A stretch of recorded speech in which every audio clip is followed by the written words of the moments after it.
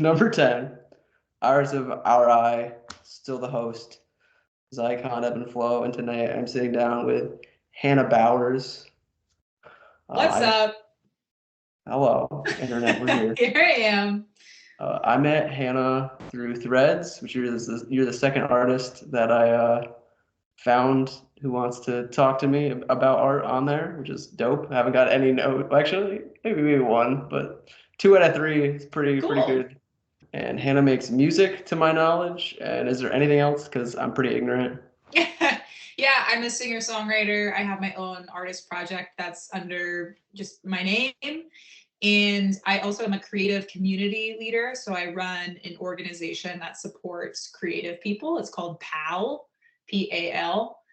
And we offer events and tools and resources to support creative growth. And then I am also a coach for creative people as well, doing emotional support, life goal planning, strategy to help people live the life of their dreams. Dope. Fantastic. Yeah. When did you start? I guess I want to do both, ask about both, but specifically Yeah. I'm thinking about the life coaching or artistic refinement coaching. When Yeah. did you start that first? Yeah. It's a very interesting path to start. And I definitely kind of created that, pathway for myself. And I fell into it almost accidentally or like by request, by popular demand.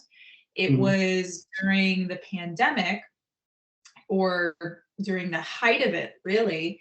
And I was getting certifications in emotional intelligence, and I was posting a lot on social media and hosting a lot of spaces offering emotional support and guidance.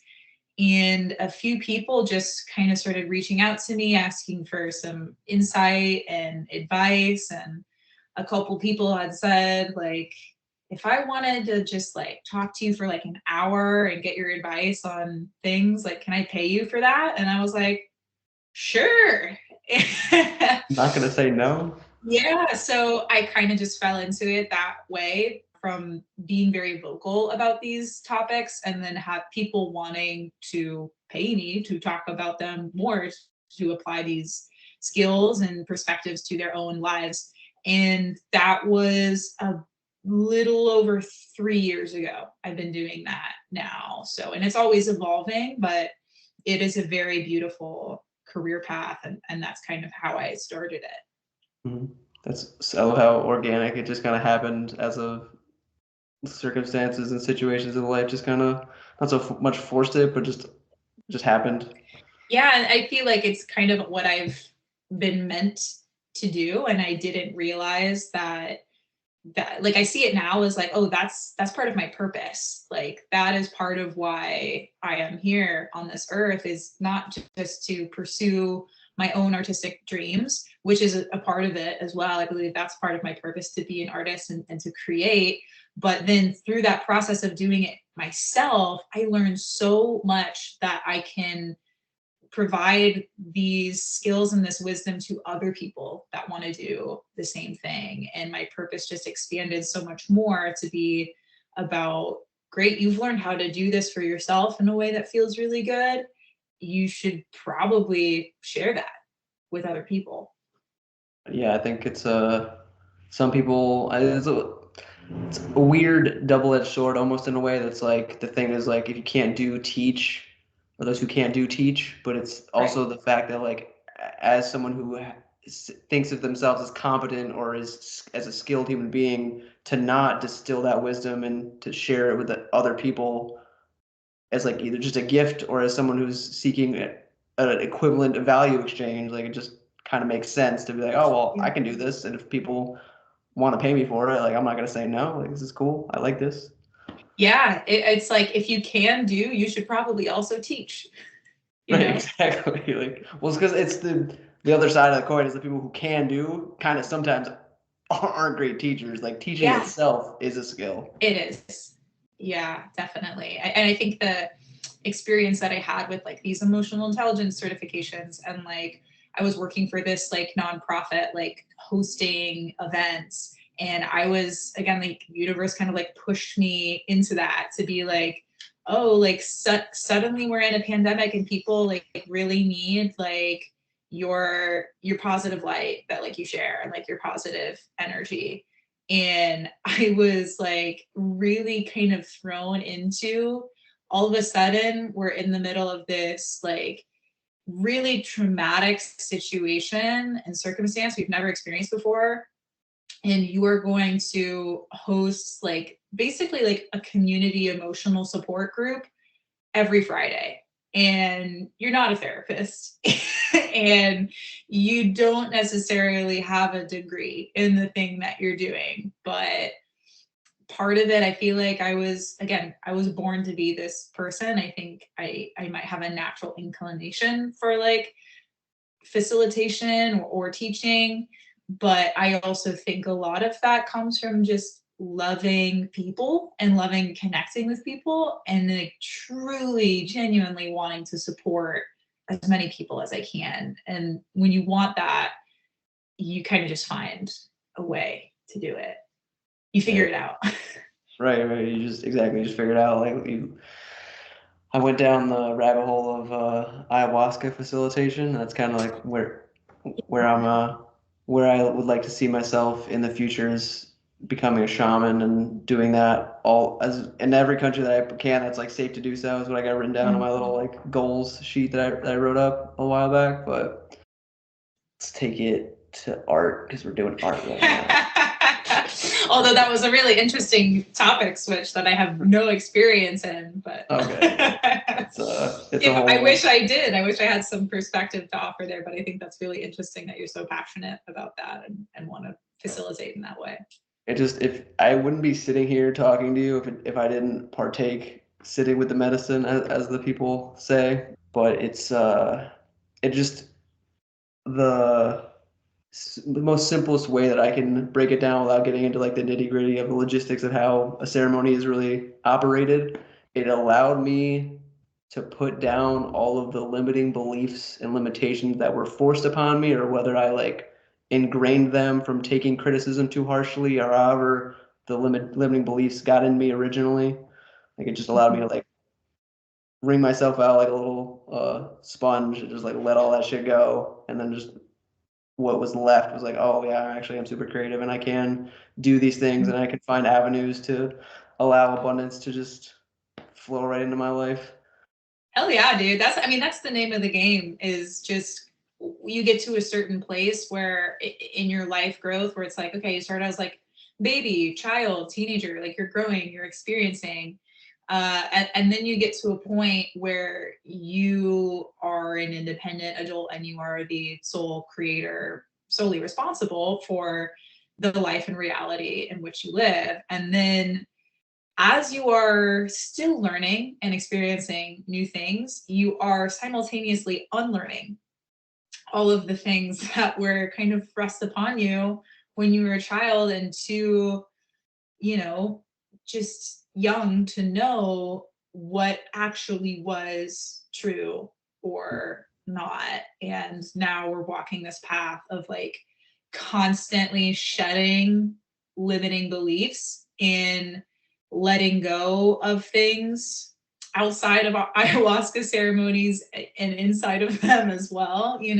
We're faced with these opportunities to be greeted with the ways that we are closed off to that like abundance that you're talking about and to that purpose that we might not even see, because all of these limiting beliefs prevent us from seeing the truth.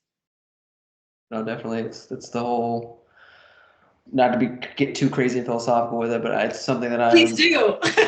something that I like would love to know before I die, if it's even possible to really know, is how much like there is that the layer from yourself. I like to call it the chaos onion. If you just imagine like yourself and then a bunch of like layers of differing variables of like things you can control and things you can't control. How far outside of yourself is like a capital T truth like prevalent and like forced upon you that you can't have no control over, but then how much of there is like the internal universe of your own emotions and your own thoughts and your stuff that like you do have control over, and where the boundary and the Mhm. overlap between those two interplays, and that you are creating some amount of it, and that like you can influence the capital T to change to the way that suits you or the thing that you're looking for or want, but then it also has to like change you so you get into alignment with it so you can Mhm. have that quote unquote. That makes Yeah, sense. absolutely. I mean, that's such a big question, and there's so many layers to it. And I think it's important to like really honor both realities, if we want to separate them that way, of like this universal reality, capital T truth, like that that is with or without us, you know. And then inside ourselves, we also have to honor our emotional experiences. Mhm. So we can't, you know, something that often gets talked about in this conversation is like the act of like spiritual bypassing, right? Of like, oh, well, it's all love and light. So like, I don't need to feel this anger, and I don't need to be stressed, and I don't need to feel all these things. But it's like you are a human being and you're meant to have a human experience, you know. It's great that you can acknowledge this spiritual realm and, you know, connection to the universe at large, or God, or whatever you want to call it. But human beings have emotional experiences, and we need to kind of like hold hands with both of those things of like, there is, you know, it's all love, light, oneness, truth, and I'm having a really shitty day. Sure, sure. Yeah, I just I had, saw a graphic and I just did a little reminder of myself to like something that takes a 5 second interaction or a 5 minute like thing, like it's not gonna matter in 5 years. Like don't. And it was like it used color very beautifully. Like it was just up like a day if it was like yellow up to this point, and then you got to here, and then it was like a little red, and like the rest of your day was red because you just couldn't let go of that like one Yeah. thing. It was like Yep. the whole like just let that shit go, dude. Just let it Yep. go. So Let it go. And I think also like the quickest path to letting it go is to like fully acknowledge it and feel it when it comes up. So like the second that you're like, whoa, like I'm recognizing like something like hatred, you know, like maybe something sparks some like hatred in me. It's like the second that you let yourself feel that, instead of telling yourself, I shouldn't feel that way because that's not, you know, the truth, that resistance is attaching you to it. You know, you're just clinging to it. So you might think you're outsmarting the system by trying to like force yourself to not feel it, but truly the quickest path to letting something go and to non-attachment is through acceptance. oh, definitely. I that plus like intrusive thoughts is like you have the weird thoughts where you're like, I should do something crazy right now. You're like, but I'm not gonna. And you can just like Yeah. laugh at yourself because it's the Yeah. same thing. You like you can think it and then you feel into Yes. the weird subconscious like energy that went into it, and then be like, all Yeah. right, well, I'm good. That was that's Yeah. not gonna. I don't want to be responsible for creating that situation, whatever it was. Yeah. There's definitely a difference in like accepting a thought, a feeling, or an energy that's arising without needing to do anything about it. And I don't know if you're an astrology person, but like I'm an Aries, and like we're typically very like impulsive and like spontaneous. And I recognize those things coming up all the time of like, here's an impulse to say something, or like, here's an impulse to do something. But what I'm going to do first is like accept that energy in whatever form that it is. And when I accept it, I can choose what to do with it, you know, and Right. that choice comes after the acceptance, I think. Yeah, definitely. When you can actually like land with it and be in it, and then like do something with it or choose to not do something with it. It definitely Right. is where the choice comes in. Yes. But to be, because you brought up astrology, Yeah. I it's so it's a hit or miss. I love it because it's like I know all these other human beings, especially comedians, love to make fun of it because of how just like Yes. people think that they're like they know so much Oh, about it or like it's so they easy to make fun of. Yeah. Right, exactly. And judgments and all that. But I have like I it's like the thing is like if Sagittarius didn't perfectly like describe me so well, I'd be more easily be able to be like, nah, that's bullshit. But it's like it's so always like is me. So I'm like, Yeah. like how am I supposed to be like, nah, it's not me? Yeah, I know. Some people, they just hate being like predictable or something. Like, oh, I hate like that something outside my control can like define me, you Mm. know? And some people I think feel like they're getting like, just suckered by astrology, where it's like this nebulous thing, it claims to generalize you and like put you in this stereotype that feels very uncomfortable, and you want to like talk yourself out of it and diminish it to not give it power, but then at the same time you're like, well, that's pretty true though.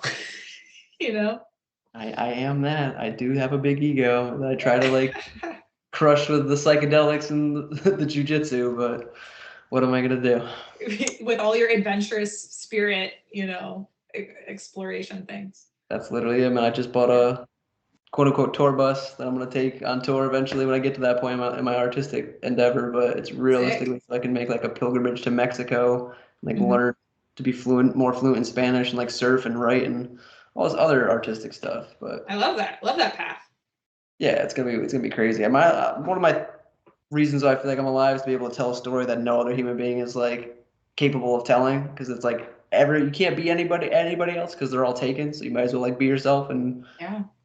really refine who you are and figure yourself out. But in the vein of being an artist and finding yourself, Hannah, what is art to you?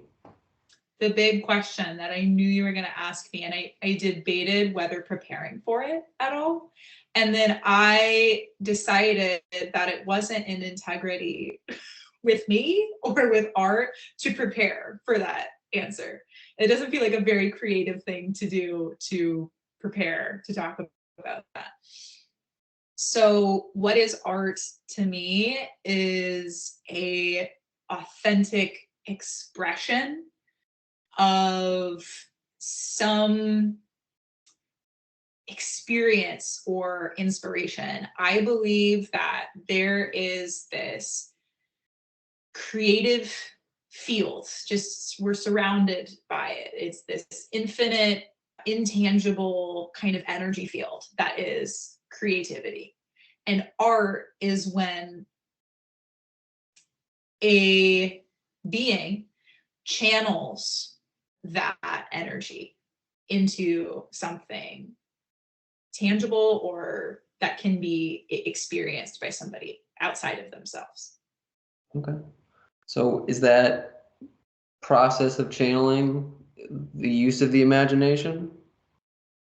Or is that too mental of an energy?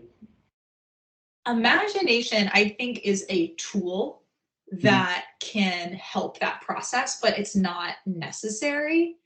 And it is, as you're kind of saying, like mental, it is more of the mind. A lot of times we can channel slash create art without even going anywhere up here. It can be a full body experience of for music. Let's say if you're in like a jam session and everybody's just improvising and vibing off of each other, you're probably not using your imagination, at least in my experience, to be able to express yourself. Like you are just feeling it and it's moving through you. But there are times, especially in my songwriting, where I get some spark of some idea, some melody, some lyrics, some music, something, and I start writing this song. And oftentimes I will use the imagination as a tool to help me figure out what the story is that I'm trying to tell. And I will kind of go up there into the imagination, the mind palace, if you will, and be like, what is this world like? Who are the characters? Where are they? What's the vibe? And the imagination can help me create a story and make something feel more linear or consistent or like comprehensive. Sure, yeah. This is a critique that I think is unfortunately slightly valid for my process of when I did this work with this one vocal coach. She said that like the song that I sang was too heady. You gotta make people like be in their bodies and like feel stuff. And I'm like, I don't wanna. This is the way I want to be. No, I think that's fine. I think, there's different kind of music for all different types of experiences. And I know that I used to be self-conscious about or doubting the kind of music that I made because I would compare it to music that was more like danceable or like groovy. And I was surrounded by people that seemed to be drawn to this kind of music that like they wanted to dance to. And I was like, well, if I go play a show, no one's going to want to dance to what I'm doing, but they will. I always say, like, I think the best environment to experience my music in is like through your headphones or your like speakers, like on a drive or like on a plane or a train, like when you are in that space where you're lost in thought and daydreaming and you want somebody's words and soundscapes to take you somewhere that is maybe in the realm of imagination.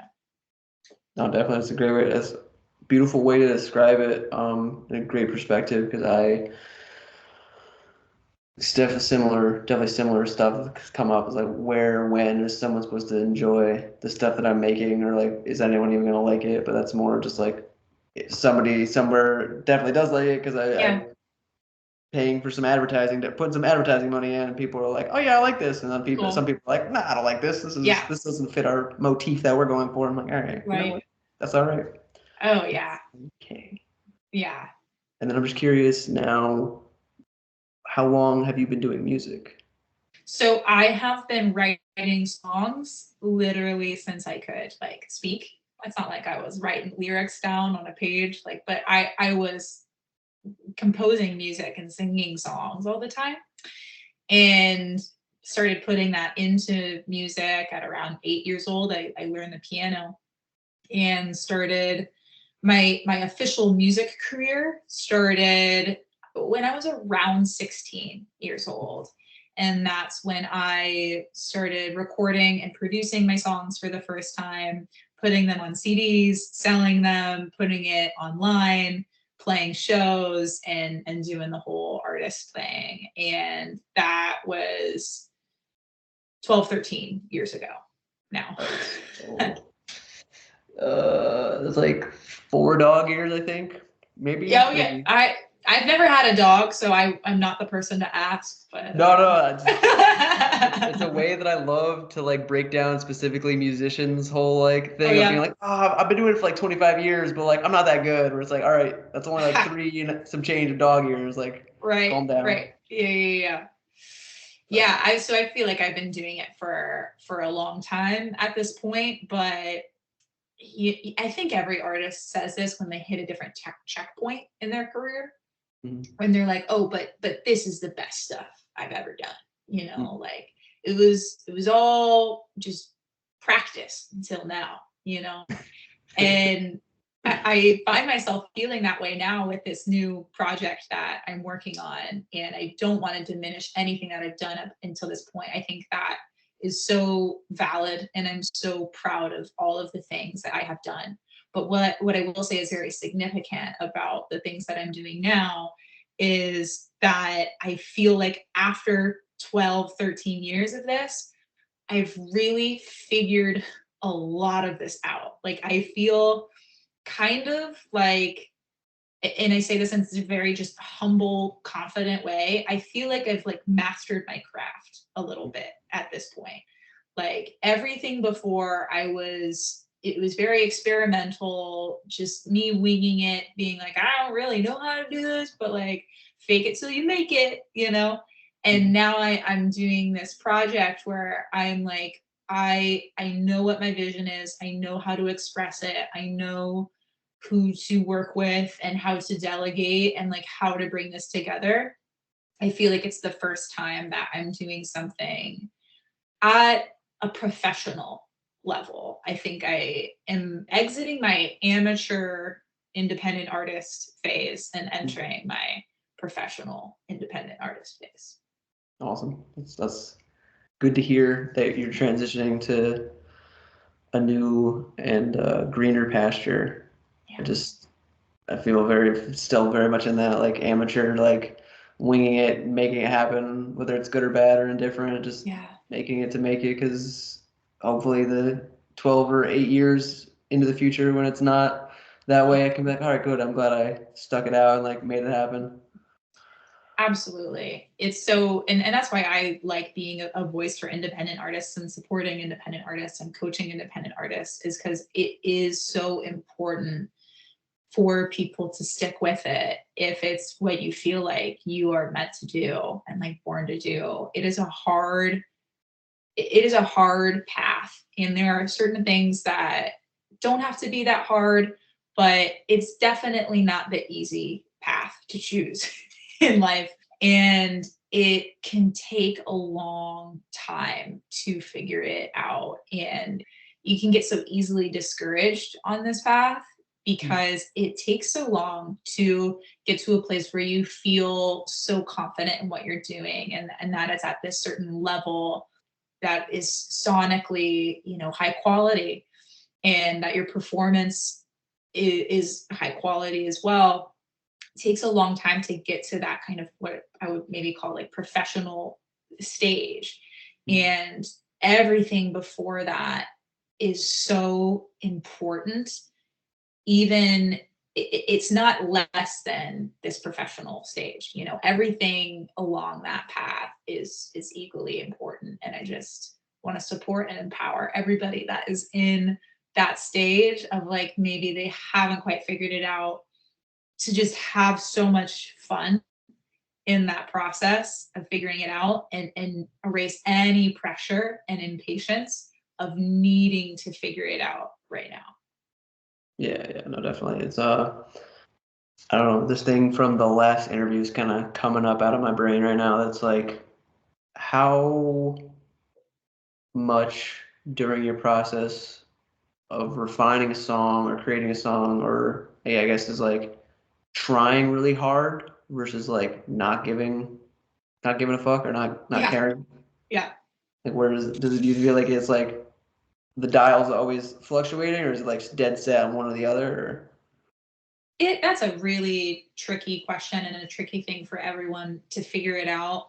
I think there is one layer of like not needing other people, like external validation, and like letting go of any external pressure there of like, this needs to be good enough to win a Grammy or to get, charted, or to garner this many like followers or streams. But you're still going to care about it. You are still going to want to put your best work out there. And I think there's a fine line of like, you should push to create the best thing that you are capable of creating, but you should not damage yourself and your mental health in the process of doing so. And I think that's kind of what it comes down to, is like, you should care. You should care so much. But like, how do you care? And how do you speak to yourself in this process of trying to make it quote unquote perfect? I think that's a hard word to use, perfect, and perfectionism in music. It's really, and I'm speaking from a place of like being the artist. I think everybody in music might have different relationships to this, but for me, I have a vision of what the song needs to sound like, and I can hear it and I can see it and I can feel it inside my head. And to me, perfect is the clearest and in it like expression of that vision. Like, I did such a good job bringing that to life, rather than maybe focusing or attaching on these really like technical things of like, well, let me twist this knob a little bit over here and tweak this line and this word and sing it this way. It's like you can't let go of what the vision is, and you have to prioritize bringing that to life rather than this kind of external, like now I'm like hearing it through the speakers and I need to make it perfect. Like the perfection doesn't come from out here, it is expressed outwards, but it starts inwards. Sure. Amazing. Yeah, 'cause the quote that's coming to me is that are perfect or perfect is the enemy of good or great. That like if you focus too much on forever trying to refine something, you'll either be left with nothing or you'll be left with something that's just you'll just never finish it because you'll always be trying critiquing yourself. Yeah, I think it's really important to ask yourself, like, what is it that you really want? Like, do you want to release something perfect, or do you want to live an artistic life? Do you want to express yourself? I find that when you release more and more things, you let go of perfectionism because there's just less pressure for everything to be perfect. And for me, I don't need things to be perfect. I need to, like I'm saying, like honor the vision, but I can't let myself and perfectionism get in the way of expressing myself, because that is the ultimate goal, is self-expression through creativity.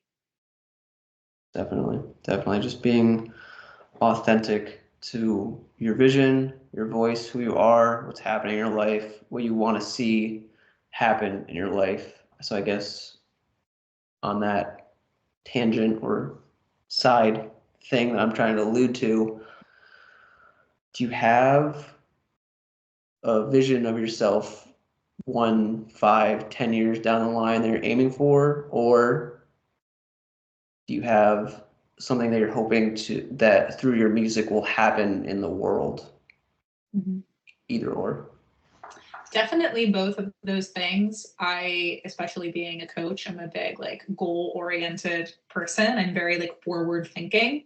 Mm-hmm. So I have these like 1-year plans, 3-year plans, 5-year plans, 10-year plans, and there are certain specific things, that I can touch on, like in 10 years, I want to have my own physical space for my organization, PAL. That's like a specific goal that I want for myself. Mm-hmm. So I can facilitate community in a space that I own. And I think when I think about like who that person is and who she's evolving to be, I always kind of have this vision in my head of like who my quote unquote highest self is. And she is timeless. She isn't unlocked or achieved ever. It's like sometimes it's easier to connect with her and live life through her lens, but it's not like, oh, 10 years from now I'm going to be more my highest self than I am now. Maybe, but I think the idea is like we were talking about earlier, is just like shedding all of the limitations. Like with every year in life, I hope to be shed of more limitations, more shed of more fear, doubt, anxiety, worry, burdens. I want to be more healed. I want to feel more free. I want to feel more abundant and joyful every year of my life, just more of that. So that's kind of that vision. And then this impact on the world, I want to revolutionize the music industry. I want to empower independent artists and put the power back in their hands and find ways and avenues and platforms that elevate those voices and be that environment too that can allow those voices to shine. So there's more diversity in the music world. And we can see independent creatives, not just musicians, be a part of positive change making in the world. I think the world needs a lot of change, and everybody in it wants to change the world for the better. And the impact that I want to have is empowering every single person that I can to believe that their voice and what they do can accomplish that. That's beautiful. It's so beautiful. I resonate very deeply with that because it's what I want for myself in a lot of ways. I can't say that I want to specifically do the things that you were saying, but I would love to be able to have spaces or co-create spaces where people are able to come into ceremony or go to events that help them shed the limitations or network with other human beings that can help them to do the same thing and just be the best versions of themselves in everyday life. Because I feel like there's a trap somewhere in there where you can trick yourself into always chasing the next hit of dopamine or the next goal, the next thing over the hill or on the horizon, and then you have to do need that, because if you don't know where you're going, a road will take you there, to quote the Cheshire Cat. But if you're not able to maintain the attitude of gratitude in the present moment where you currently are, then it's like you're not really living. You're just chasing something externally, even though it's an internal projection on the external. Yeah. But, well, I think it's all like rooted in like not believing in your own power, in your own wholeness, right? Like if you're constantly seeking outside yourself, it's coming from a place of I don't see myself as enough. Like if you and the present moment around you is enough as it is, you don't need that dopamine hit. You're not always like looking for the next and striving for the next. Your life is naturally unfolding and evolving through this flow of love and gratitude, and not any other toxic pathway it's based in limiting beliefs. So you can have your path of growth based in limiting beliefs and, well, I'm going to grow because I don't like who I am, or like I'm going to grow because, you know, this isn't enough. Or what does sustainable growth look like when it comes from a place of like, what if I was grateful for everything that I currently am and everything that I currently have? I think that path allows for us to experience what we are really wanting to experience when we're just trying to get the dopamine hit or something like that. What we're looking for is what we already have. We just don't realize it. I guess so, man. I guess so. It's just freedom. I have more freedom now than I've ever had. And I just would love some more. An insatiable ego of just fucking glutton for punishment, glutton for more good times, more bad times, just more time. But I know that there's like a little hourglass which is constantly turning over my head of just like the limitation of actual just human time you don't have forever, you know? So prioritizing, neither here nor there. Based on what we've already talked about, I'm just curious now, because this is another one of the questions, but does spirituality or religion play a part in your artistic endeavor, your pursuits? Absolutely. Definitely. Creativity is spirituality. They are one and the same. And I know there are people out there that, why are you shaking your head? I just immediately thought of like one of I think it's the episode I sent you, that guy. He would just be like, nah. Just would I know. Well, I was just going to say, there are people out there that don't see it that way. And I think it's because they have some misconstrued idea of what spirituality is. A lot of people don't understand what it is because it's ineffable, you know, and it's often associated with things like religion, which it is not the same. And I don't associate myself like with religion. I associate myself with spirituality. But creativity, creating something out of nothing, is a spiritual act.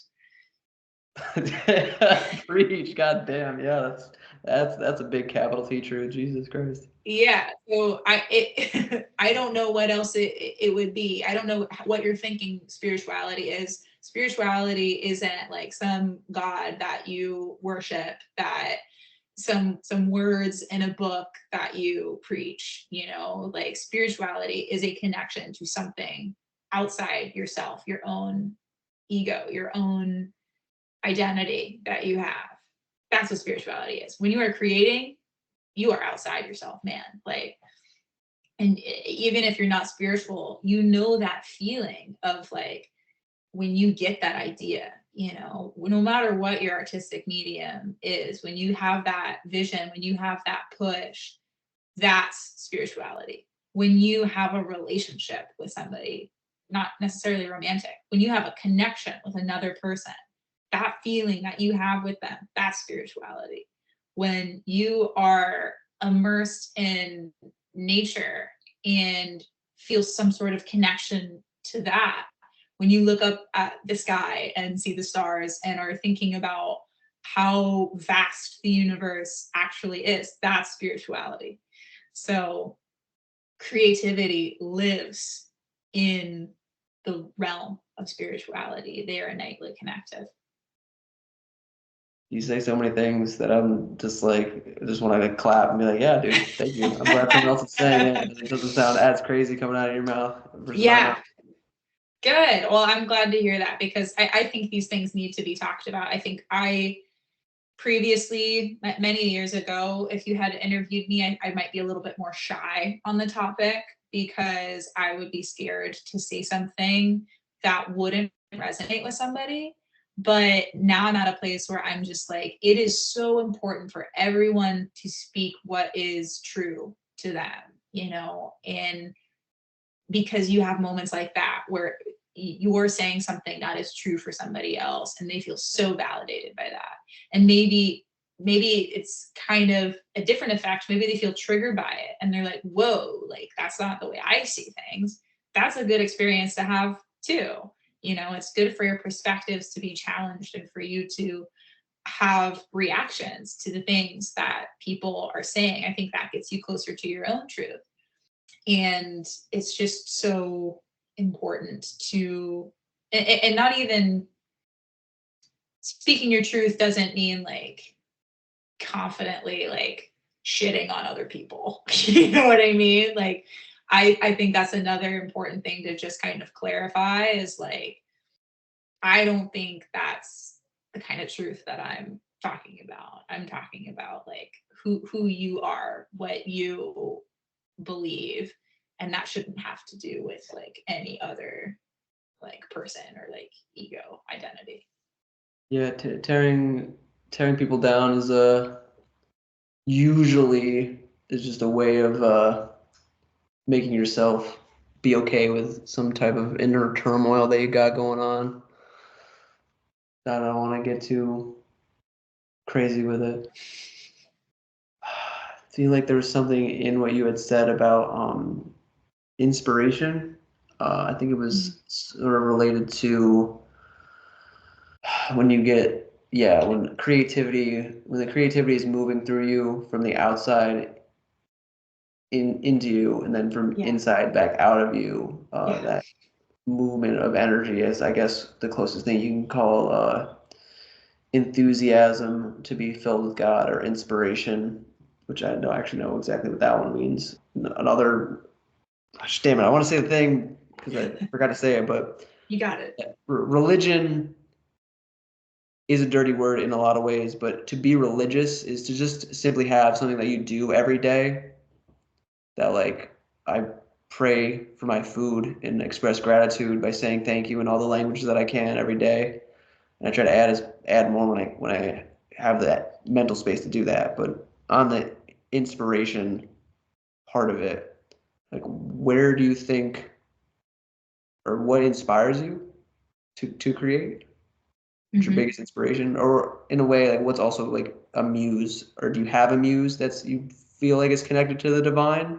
Or do you have like any relationship with anything that you would equate or describe as a muse?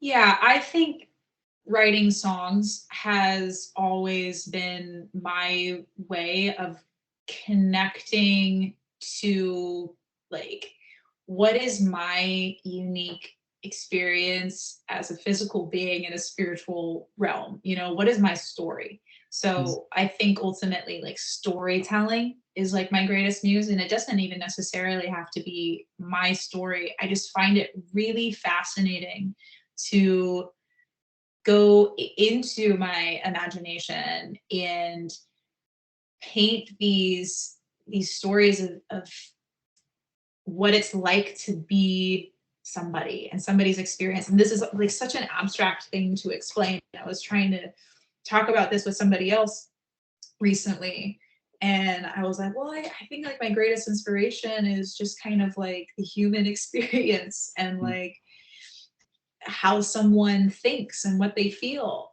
And they were like, yeah, I think that's kind of what art is, you know? Like, I was like, I don't think I'm doing a very good job explaining myself, but like, I love diving into another person, whether they're imaginary or not, their unique experience of the world.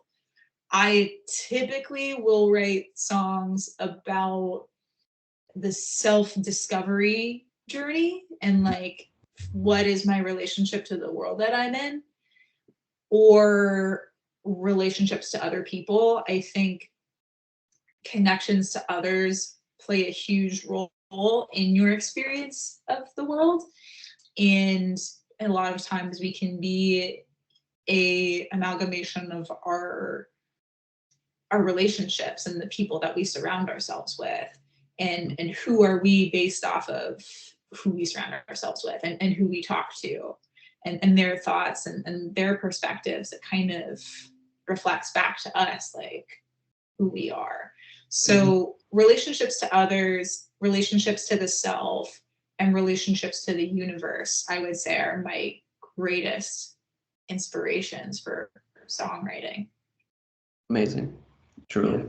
We're just getting sort of close-ish to the end, so I'm trying to keep that, be cognizant of that. But Gotcha. this is like a very specific question because it's like the song that I listened to by you and like was kind of like the kick in my own pants to like reach out to you and be like, hey, like, do you want to be on this podcast? But are all of your jeans or pants, I think jeans are, all your jeans actually black?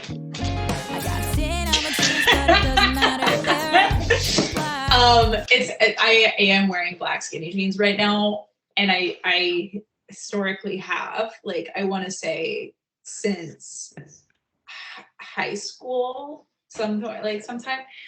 But I actually recently changed that a little bit, and I became inspired by something else. I'm entering a new era, and I realized this while I was living with my parents during like the height of the pandemic, and I went home for what I thought would be 2 weeks, and it was like 9 months.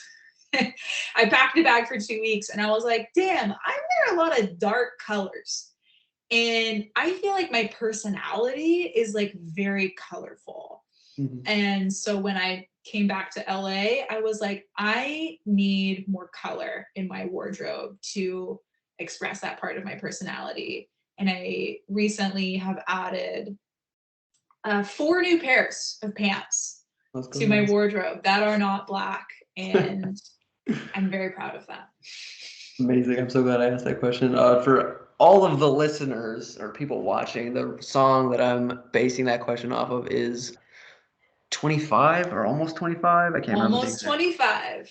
Fuck yeah, dude. I'm so proud of myself for remembering all these things. Good job. I love that song, dude. I listen to it every day. I'm not gonna lie to you right now. It's on the playlist called Cali Ender, which is a weird way of saying calendar, but whatever. But like California or like yeah. Essentially, like because I've been here for when I'm like leaving to like go live in Mexico for 6 months, it'll be like about 4 years that I've been in California.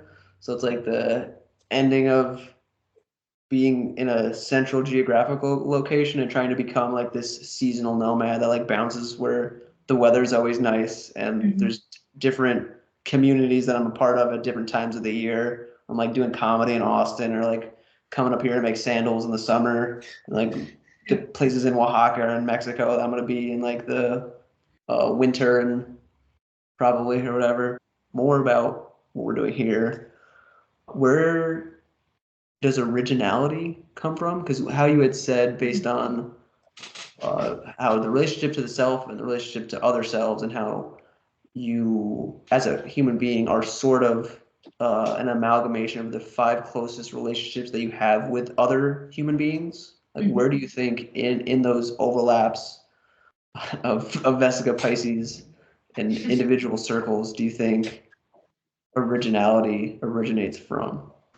I think everyone is just, they're born into this unique essence that is them. And I am very lucky to have been raised in an environment that really allowed for that to come through without being kind of distracted by external influences. Like, I grew up in a tiny little mountain community where, you know, I went to a very small school, and there was no real like concern for like fitting in, or like it was just it offered originality. Like, being born and raised in the woods in nature does not judge itself, it does not judge you. You know, the difference in that versus I've been in LA for 10ish years. If I was raised here, my God, I'd be such a different person, because your entire environment really cares about, you know, how you look, how you dress, how you present yourself.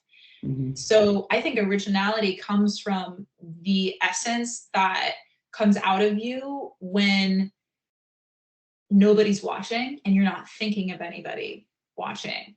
Mm-hmm. Who would you be if you went into the woods and lived alone, you know, for a certain period of time? What pieces of you would like come out, you know?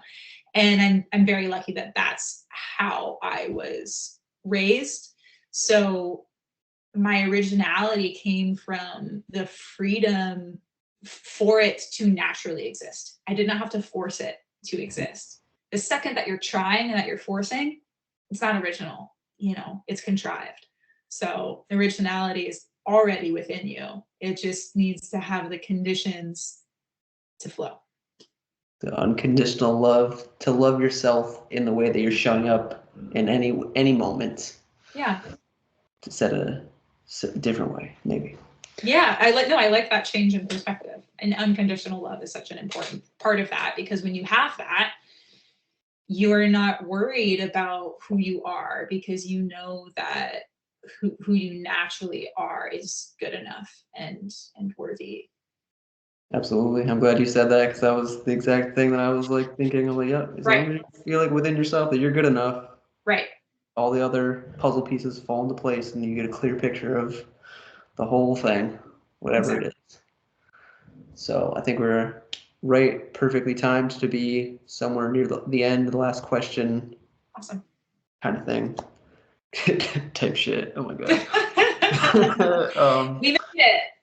What? We made it. We made it. There was never any doubt. I've made it through every other crazy thing, so it's like the whatever. What nugget of wisdom would you, if you could, if we were gonna die as soon as I hit the end call button and be done, like what nugget of wisdom would you want to be able to like leave as a legacy, or be able to like tell all the other human beings, like if they had to watch your answer to this question, like what would you want to impart onto them?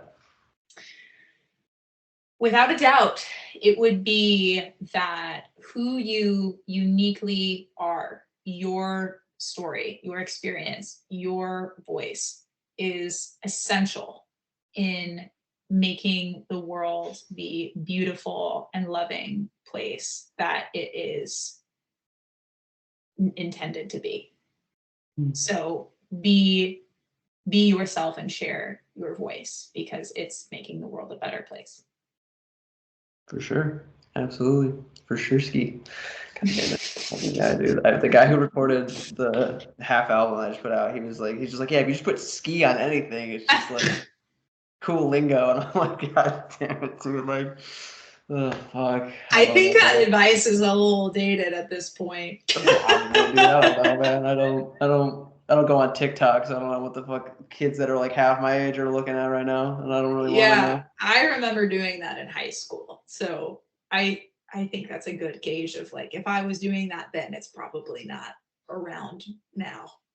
Well, like the whole one thing that I like know is a thing based on random internet memes is like people don't say suicide anymore; they say unalive, which I think is ridiculous but hilarious. Like literally, this one meme was like, "Coach made us run unalives." Like he literally didn't say suicides when like running the drill in like basketball. He said they're running unalives, and it's just like, Interesting. yeah, dude, it's a silly, silly world that things evolve over time. Memes Yeah. change.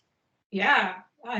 Thank you for imparting that wisdom with me. Sure, we'll pretend like that's what I wanted to be my thing to say. We'll act like Yeah. that's the thing. Everything changes.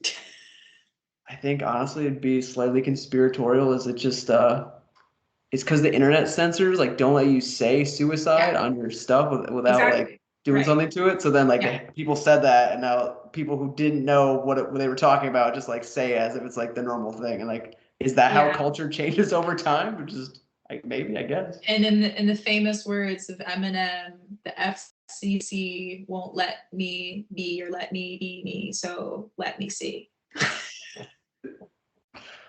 Absolutely. Live light, travel light, be the light. Hannah, where can the people find you and what should they be looking for when they go there?